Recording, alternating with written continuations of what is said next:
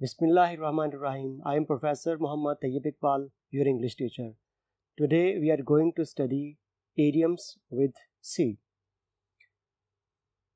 C वाले idioms 110 से शुरू हो रहे हैं और ये 143 तक 143 तक चलेंगे. तो 110 से ऑनवर्ड हम पढ़ना शुरू करते हैं. इन कोल्ड ब्लड से मतलब होता है बेरहमी से, यानी कि कत्ल करना, और महज ऐसे नहीं कि सिर्फ उसकी गर्दन काट देना या एक गोली मार कत्ल कर देना, मतलब बेरहमी से उसे टुकड़े टुकड़े कर देना, बहुत वहशियाना किस्म का कत्ल करना. He killed his opponents in cold blood. उसने अपने मुखालफीन को बेरहमी से कत्ल किया. 111 कम टू ग्रीफ. नाकाम होना, कि इंसान कोई काम करने की कोशिश करे और नाकाम हो जाए और उस नाकामी के बाद वो अफसोस का इजहार करे. तो come to grief means नाकाम होना. All his plans of making money came to grief because of wrong policies. उसके पैसा कमाने के तमाम जो प्लान्स मंसूबे थे वो सारे के सारे नाकाम हो गए. और उसकी वजह क्या बनी? उसकी रॉन्ग पॉलिसीज, यानी गलत पॉलिसी की वजह से उसके प्लान नाकाम हो गए. 112 कैरी द डे. फतह हासिल करना, कामयाब होना. Despite strong opposition, the ruling party carried the day. शदीद किस्म की मुखालफत के बावजूद हुक्मरान पार्टी फिर से फतह याब हो गई. 113 क्राई ओवर स्पिल्ट मिल्क. ये मुहावरा भी है. It is useless to cry over spilt milk, मतलब अब पछताए क्या होवत जब चिड़ियाँ चुग गई खेत, यानी कि पता होने के बावजूद कोई गलत काम करना और उसके बाद जब नुकसान होना तो फिर पछताना कि काश मैंने ऐसा ना किया होता. तो cry over spilt milk.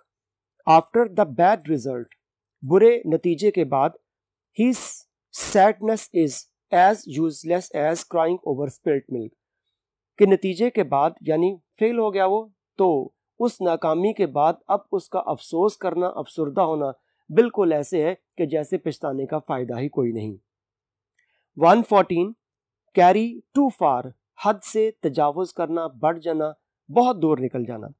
The quarreling neighbors carried their differences too far. उन झगड़ालू हमसायों ने अपने तजादात को बहुत ज़्यादा बढ़ा लिया है.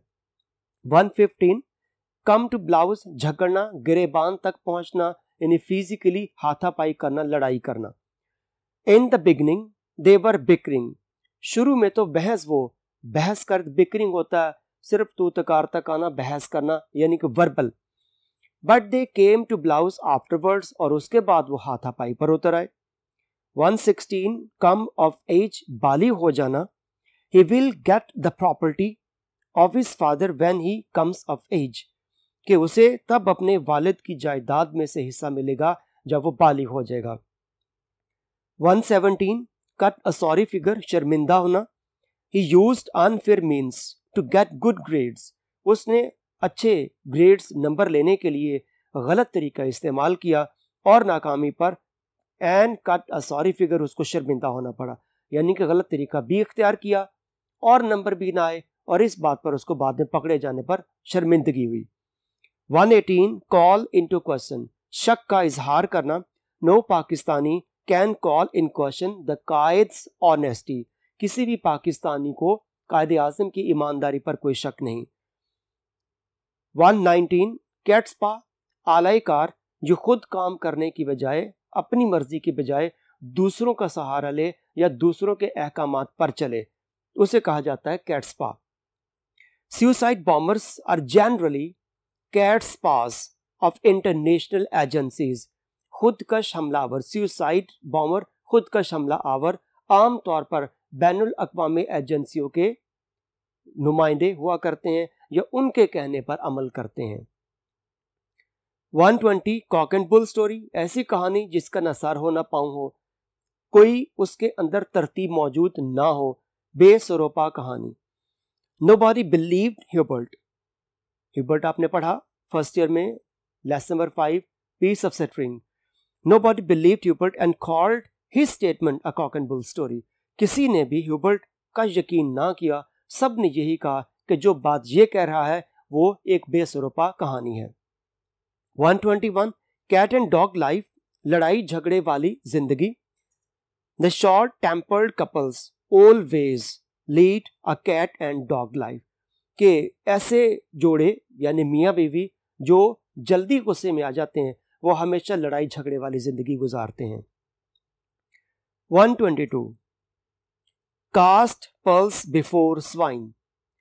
कास्ट पर्ल बिफोर स्वाइन का मतलब कि भैंस के आगे बीन बजाना। हम स्वाइन पिग्स को कहा जाता है, उसके आगे आप हीरे मोती भी फेंक देंगे उसे कोई फर्क नहीं पड़ेगा क्योंकि उसको उन चीज़ों का इल्म आगे ही नहीं है। तो मतलब इसका क्या, कास्ट पर्ल्स बिफोर स्वाइन, भैंस के आगे बीन बजाना मतलब कि किसी शख्स को आप समझाने की कोशिश करें और उसी का फ़ायदा भी हो लेकिन वो उस पर अमल भी ना करे तो उसे कहते हैं कि इसको समझाने का कोई फ़ायदा नहीं, यही है कि हम भैंस के आगे बीन बजा रहे हैं। और अगर वही बीन हम सांप के आगे बजाएं वो तो झूमना शुरू कर देगा, या हाथी को बहुत शौक होता मौसीकी का, वो भी झूमता है, लेकिन भैंस को कोई फ़ायदा नहीं होता क्योंकि उसे बीन का अंदाज़ा नहीं है। तो cast pearl before swine, to preach generosity to a miser is as useless as casting pearls before swine. एक कंजूस के सामने सखावत की तबलीग करना बिल्कुल ऐसे है जैसे भैंस के आगे बीन बजाना, यानी उस कंजूस ने पैसा खर्चना नहीं है, आप जितना मर्जी समझा लेंगे वो पैसे नहीं खर्चेगा। 123 call a spade a spade. Call a spade a spade का मतलब खरी खरी बात कहना, बिल्कुल वाज़ेह बात कहना। People like to take his honest opinion. लोग हमेशा उसके ईमानदाराना मशवरे से उससे मशवरा लेते हैं या उससे मशवरा पूछते हैं। उसकी वजह क्या है? Because he always calls a spade a spade, क्योंकि वो हमेशा सच्ची खरी बात कहता है। 124 टू कैरी वेट, अहमियत रखना। योर आर्गुमेंट्स, तुम्हारे दलाइल, बीइंग बेसलेस, चूंकि बेबुनियाद हैं, कोई बुनियाद नहीं है। कैरी नो वेट, इसलिए उनकी कोई अहमियत नहीं है। तुम्हारे दलाइल चूंकि बेबुनियाद हैं इसलिए उनकी कोई अहमियत नहीं है। 125 कास्टिंग वोट, फैसला कुन वोट, मतलब इसका कि अगर दो जमातों के दरमियान वोटिंग हुई और दोनों को एक जैसे वोट हासिल हुए, अब वोट डालने वाला बंदा भी एक रह गया है, जिसको एक इजाफी वोट मिला वो जीत जाएगा, तो उस फैसला कुन वोट को कास्टिंग वोट कहा जाता है। The chairman used his casting vote in favour of the proposal. Chairman ने अपना हतमी आखिरी वोट उस प्रपोजल जो प्लान मंसूबा था उसकी हिमायत में डाल दिया।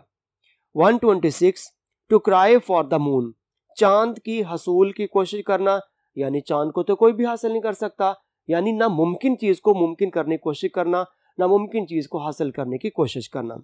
Dreaming of success without work is as useless as crying for the moon. Dreaming for success without work, के बगैर मेहनत के हम कोशिश करें कि हमें बहुत बड़ी कामयाबी मिल जाए, तो ये बिल्कुल ऐसे है कि जैसे हम चांद को हासिल करने की कोशिश करें, यानी कि हम उस नामुमकिन चीज को हासिल करने की कोशिश करें, वो भी मेहनत के बगैर। 127 to cast a slur upon, नाकामी का धब्बा लगना, या कोई बहुत गलत काम किया तो उस पर बदनामी हुई, तो किसी शख्स पर बदनामी का धब्बा लग जाना, यानी कि इज्जत खत्म हो जाना। He has cast a slur upon his family name by his evil deeds, कि उसने अपने खानदान की नेक नामी पर, इज्जत पर अपने बुरे आमाल की वजह से बदनामी का धब्बा लगा दिया। 128 क्रोकोडाइल टीयर्स, झूठ मूठ के आंसू रोना, मगरमच्छ के आंसू। He shed crocodile tears on the death of his rival, उसने अपने मुखालिफ की मौत पर झूठ मूठ के आंसू या मगरमच्छ के आंसू बहाए।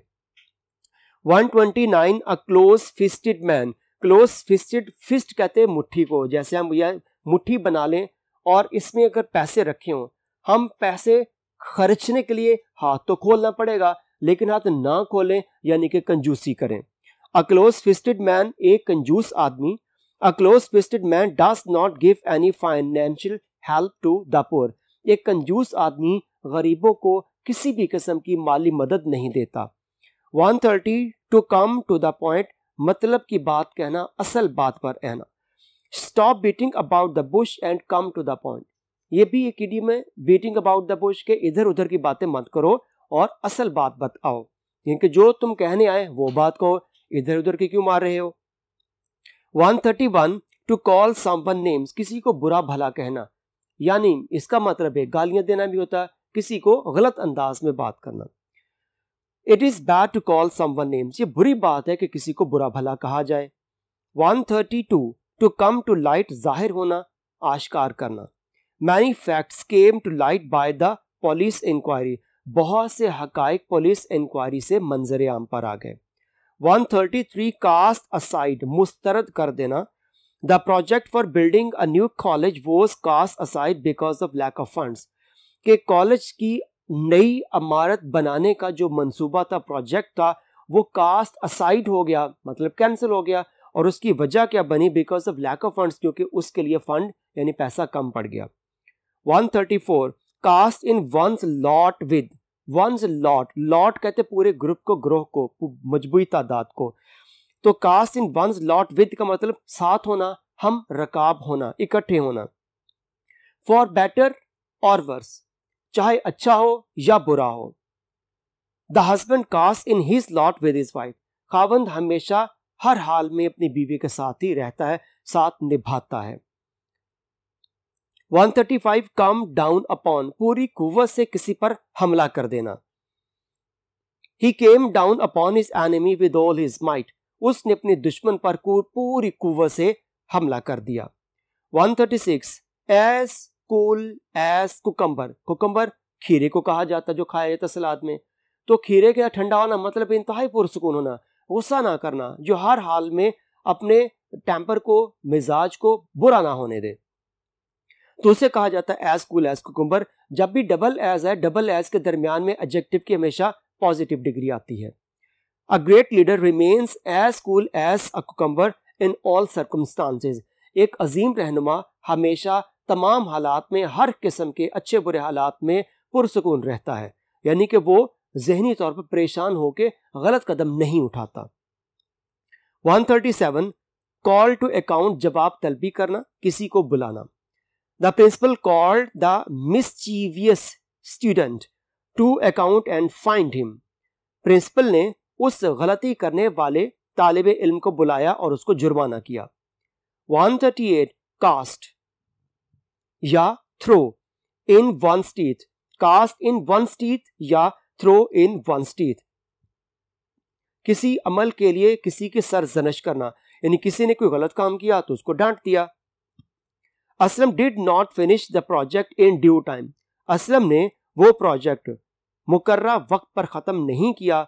Therefore his boss cast this mistake in his teeth, इसलिए उसके बॉस ने इस गलती पर उसको बहुत ज्यादा डांटा। 139 कासल इन द एयर, हवाई किले तामीर करना, ख्याली पुलाव पकाना। Building castles in the air is pleasant, हवाई किले तामीर करना लगता तो बहुत अच्छा है। फॉर अ टाइम बीइंग, वक्ती तौर पर। बीइंग बट यूजलेस, बीइंग का building castles in the air is pleasant for a time being but useless, कि हवाई किले तामीर करना वक्ती तौर पर तो बड़ा अच्छा लगता है लेकिन बेकार है, यानी वक्त जाय करने वाली बात है। 140 कैच या ग्रास्प या clutch at a straw, catch at a straw, grasp at a straw या क्लच एट अ स्ट्रॉ, डूबते को तिनक का सहारा, यानी कि ना होने से थोड़ी सी मदद मिल जाना भी बेहतर है। A drowning man catches at a straw, डूबते को तिनके का सहारा मिलना चाहिए, यानी कि जैसे डूब रहा हो उसको थोड़ा सा भी सहारा मिल जाए तो बच सकता है। कि इंतहाई नाकाम शख्स हो रहा हो, उसको हल्की सी भी मदद मिल जाए कि तो वो कामयाब हो जाएगा। 141 चीक बाय जाउल, जाउल कहा जाता है कि हमारे ये जो रुखसार हुआ करते हैं इसके निचले हिस्से को, अक्सर आप देखते बुढ़ापे में जाके यहाँ स्किन लटकना शुरू हो जाती है, तो ये जाउल कहलाता है किसी भी जबड़े का नीचे वाला स्किन में उसका नीचे वाला हिस्सा। तो चीक बाय जाउल बिल्कुल करीब होना, इकट्ठे होना, साथ साथ होना।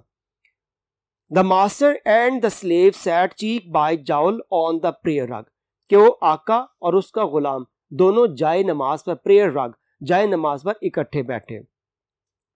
142 क्राई वुल्फ, बिला वजह खतरे का ढोंक रचाना। The Indian leaders often cry wolf, Indian leaders अक्सर बिला वजह ढोंग रचा देते हैं, इन ऑर्डर टू की खातर, get more weapons from their allies, ताकि अपने इत्तेहादियों से मजीद असलहा हासिल कर सकें। तो मतलब पूरे फिक्रे का ये बना कि इंडियन लीडर्स अक्सर बिला वजह खतरे का ढोंग रचा देते हैं कि हम पे हमला होने वाला है और हमें मजीद असलहा दिया जाए, लेकिन ये सब झूठ होता है। 143 cut your coat according to your cloth, कि अपने क्लॉथ कपड़े के मुताबिक अपना कोट काटना, मतलब चादर देकर पांव फैलाना, जितने वसाइल हैं अखराजात भी उसके मुताबिक करना। Avoid luxuries and cut your coat according to your cloth, luxuries आसाइशों को छोड़ दो और अपनी जरूरत के मुताबिक चादर देकर पांव फैलाओ, यानी कि जितने तुम्हारे वसाइल हैं उसके मुताबिक काम करो, खर्चा करो और बिला वजह की फजूल आसाइशों को छोड़ दो। तो यहाँ तक हमारे आज के इडियम्स ख़त्म होते हैं। इसके बाद नेक्स्ट लेक्चर के बाद दोबारा हाजिर होंगे। बहुत शुक्रिया। अल्लाह हाफिज़।